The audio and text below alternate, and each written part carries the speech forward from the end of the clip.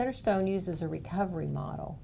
Talk to me a little bit about how the health coaching piece and the recovery coaching and the coaching in general is integrated into that model now. Generally, in an old kind of setting, we would schedule appointments with clients. They would come in and they would see us. They might miss maybe 2 or 3 appointments, and we would put them on a no-show list or a do not schedule list. In the coaching method of service delivery, we really go out and we find them if they don't show up. So we make house visits, we might schedule office visits if we know they're going to show. We might look at other treatment locations. We will reach out to friends and family. We're really going to look at whatever barriers are preventing that person from working with us, as long as they're in reason, and then try to work around those so that we can get services delivered to this person. So it just allows us to work with people in a way that we've not been able to work before. Generally when you come into any kind of healthcare setting, you have to be at a certain level of engagement or a certain level of participation. And working with a peer person or working in a recovery-oriented system, you don't necessarily have to have that. We meet you where you are and take you where you want to be.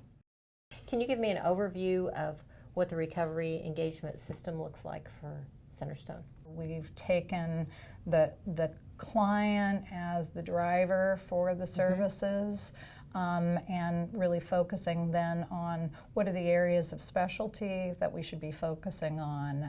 And so that's really where kind of the recovery coaching, where we have the addiction specialty, the employment coaching, where we have the employment specialty, and the health coaching, where we have the health specialty. And then we have the peers and all of those areas where we're focusing on that.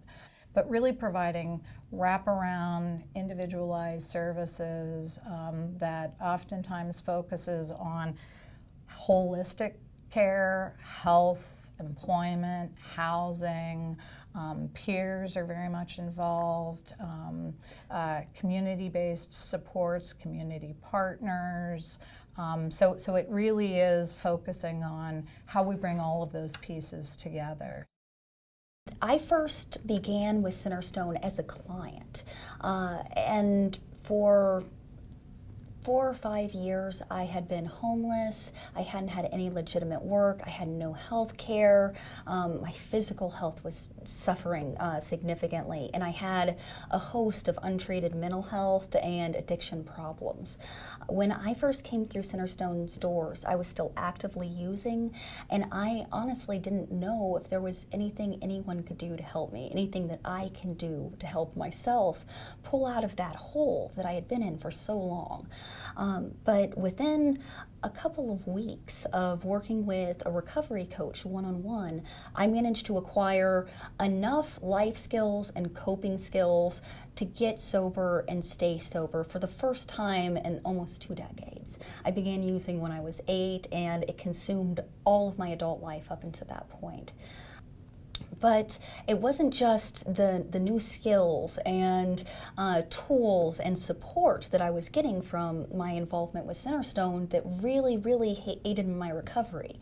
There was also opportunities to volunteer, and being that first person who somebody got to meet when they were coming through the door, on the verge of tears, desperate, not knowing where they could go to get help or if help was even possible for them.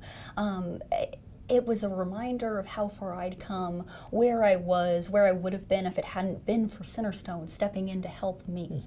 And to be able to sit them down, get them a glass of water or coffee, and just listen to them and provide them with the information of what helped me was a huge, integral part of my recovery. When one person has overcome obstacles, they have a capacity to teach somebody else how to overcome those same obstacles. So it just makes sense in the mental health industry to begin to integrate these peer support specialists into our regular teams to reach down into that hole and pull out that next generation. I've seen people turn their lives around, and that that fire that a person can get when they know that they're capable of giving that to somebody else. We've seen the birth of new professionals in this industry, and getting to see that, to help somebody out of the hole, to get to see them turn around and help the next person out is probably the thing I'm the most proud of. I can't think of something more noble than helping to heal people when those injuries can't be seen. I mean, we have a lot of acclaim for that heart surgeon who is capable of doing the impossible. But people do the impossible here every single day. But because it's only inside, it's those spiritual wounds, the mental wounds, the emotional wounds.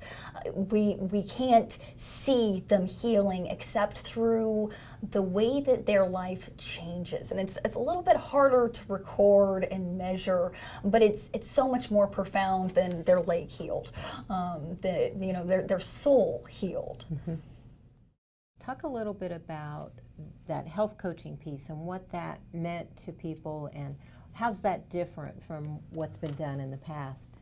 Whatever the client brings to the table when they come in for their perhaps weekly appointment, typically weekly appointment, I will meet them there and work with that. And that's my starting point.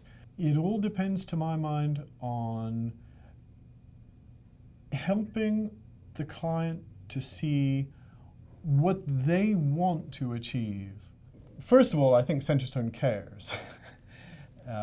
And I talk about how we're a team and we're also a family. We're on a common journey. Every success, I feel, makes a difference.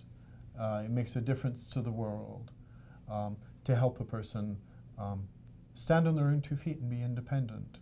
Reduce a person's medication list by 50%. To bring their fasting blood sugar or A1Cs into the normal range. The mental health piece and the physical piece of a person are really tied together.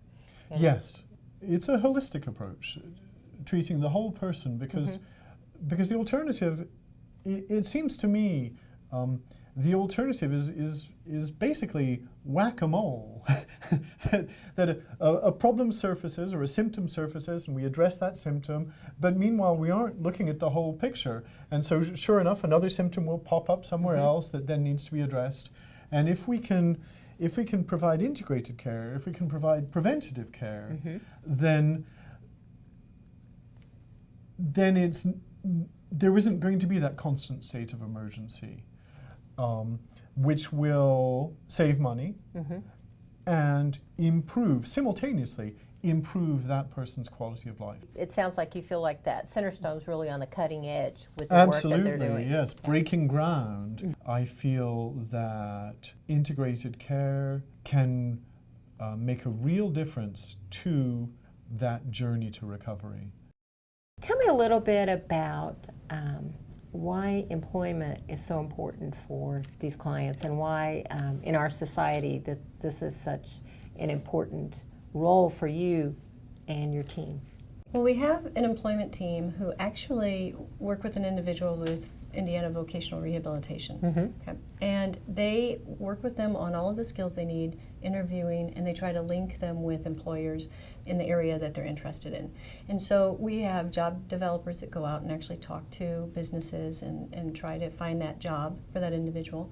And then we have the rest of the employment team that really works on the basics that you and I take for granted, like hygiene and how you interview and what you should wear, and that you don't just walk out on a job that this doesn't help you. And they work with them also on how you keep this job once you get the job.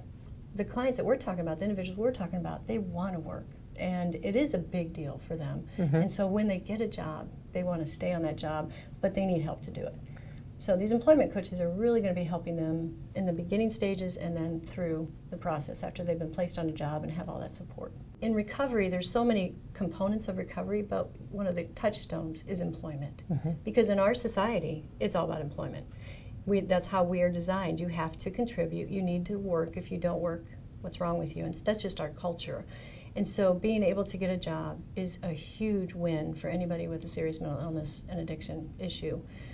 It's a big deal. So the past model really was about taking care of people, like in the mental hospitals, and this current model is really about how do we enable people, empower them to be productive in society.